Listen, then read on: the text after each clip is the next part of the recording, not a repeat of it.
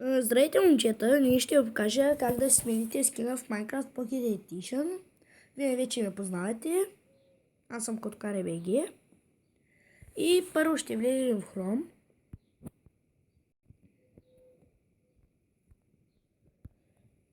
Там пише Minecraft Skins. Няма да стеглим от Google Play нищо.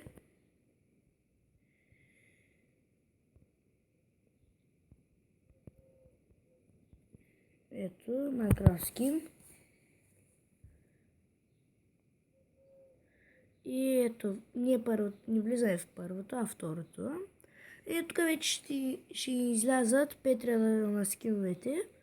И вие ще си харесате едно и ще го изтеглите. И да ви покажа. Сега пак идва тази кола.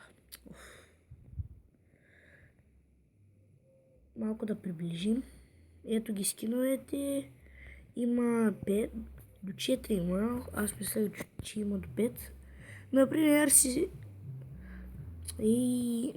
си искам този скин. Този скин си го искам, например. И ще си го изтегля. Ето. От тук ето го скина, показва ви го.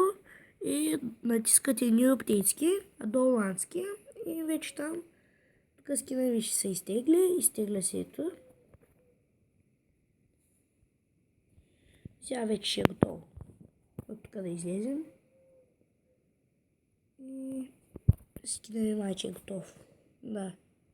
После влизате в Minecraft. Чакай. Аз тук се обърках. То много.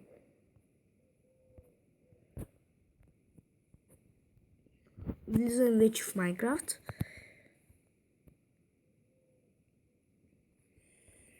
Ето го моя скин. И сега не знам къде е скина. Влизате тук в снимките. И ето ви скина.